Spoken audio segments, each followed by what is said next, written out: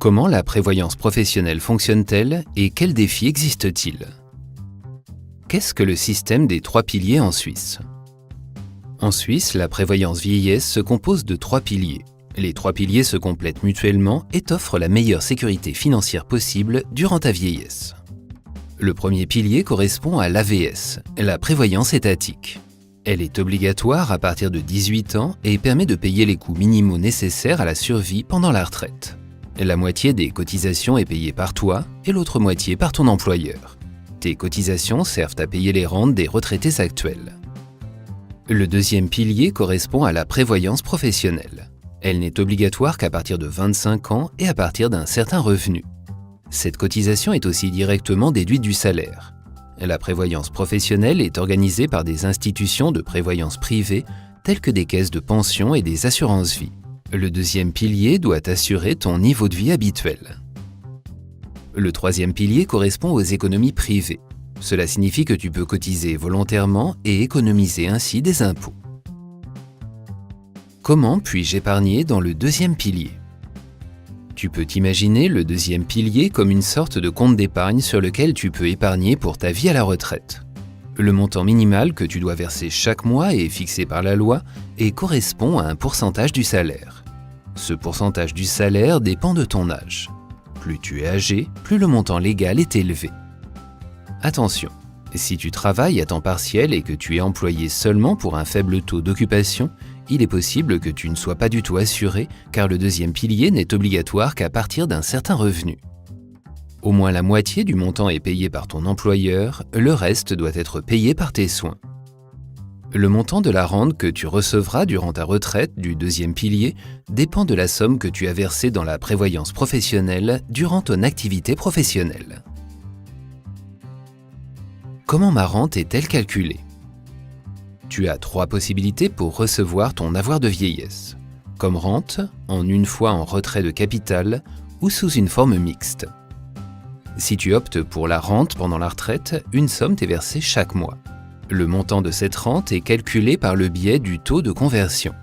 Le taux de conversion est défini par la loi et se situe actuellement à 6,8%.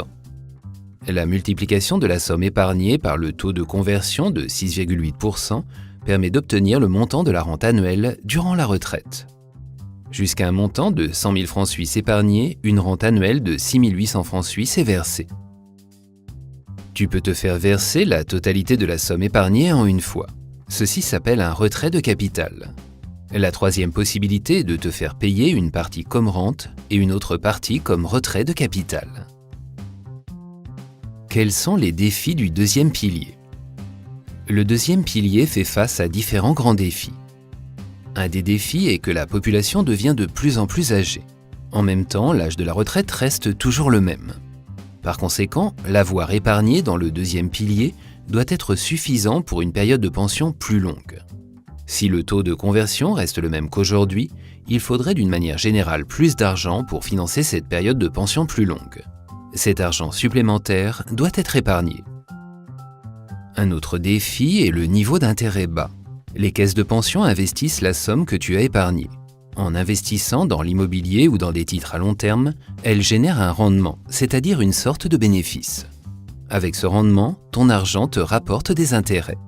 Le niveau minimum de ce taux d'intérêt est défini par la loi. Le problème est que le taux d'intérêt minimum défini par la loi est actuellement supérieur au rendement que les caisses de pension peuvent générer. Cette situation menace la stabilité du deuxième pilier. Quelles sont les solutions possibles? Il existe différentes solutions pour relever les défis. Les solutions possibles sont par exemple augmenter l'âge de la retraite. Comme les personnes vivent plus longtemps, elles doivent également travailler plus longtemps. Ceci permet d'épargner davantage d'argent pour la vie durant la retraite. Rendre l'âge de la retraite flexible pour que chacun puisse décider du moment où il souhaite partir à la retraite. Rendre le travail prolongé volontaire plus attrayant pour que les personnes choisissent d'elles-mêmes de partir plus tard à la retraite. Réduire le taux de conversion. La rente mensuelle est ainsi plus faible, mais elle suffit pour une plus longue période. Payer une plus grande part du salaire dans le deuxième pilier, soit en cotisant une plus grande part du salaire, soit en cotisant déjà avant 25 ans. Ceci permet d'épargner davantage d'argent pour la vie durant la retraite. La politique s'accorde sur le fait qu'une combinaison de différentes solutions est nécessaire pour que le niveau de vie habituel puisse être garanti également durant la vieillesse. En quoi cela te concerne-t-il ? Pour que les rentes actuelles puissent être payées, les travailleurs reçoivent moins d'intérêts sur l'argent qu'ils épargnent. L'avoir des travailleurs dans le deuxième pilier augmente donc moins fortement.